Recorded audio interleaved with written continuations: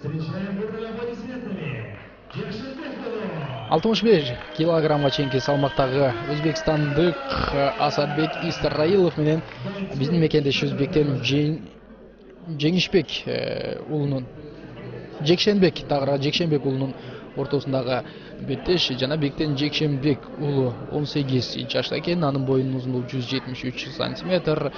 Валетудо боюнча Кыргыз Республикасынын ошол спортчу лигине талапкер болгон спортчу Кочкор Шапан клубунда Байыш Ашемовдун кол астынан башкарып келет. Ал веб аматör боюнча бир нече мелдештерде жеңишке жете алган. Өзбекстандык Асадбек Исарраилов каршылашынын муунтусуна мынтип кептелип калгандан кийин ой Бектен Жеңишбек уулу 18 жаштагы ушул каны кайнап турган мекендешибиз муунту ыкмасы менен жеңишке жетип алды. Асадбек Исарраилов кикбоксинг боюнча Өзбекстан чемпиону болгон. Ал профессионалдык рингде буга чейин бир беттеш өткөрүп жеңишке жеткен, бирок анын буга чейинки көргөн аракеттери бүгүн эми Бектен Жеңишбек уулу менен кез келгенде эч кандай жардам бере алган жок. Жана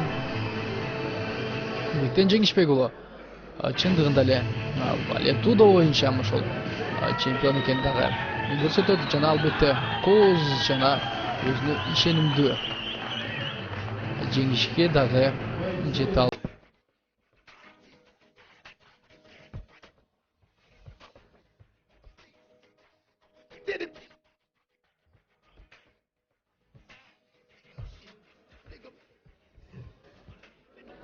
Встречаем бурными аплодисментами. 65 килограммга чейинки салмактагы өзбекстандык Асадбек Истарраилов менен биздин мекендешибиз Бектен Жеңишбек уулунун Жекшенбек уулунун ортосундагы беттеш жана Бектен Жекшенбек уулу 18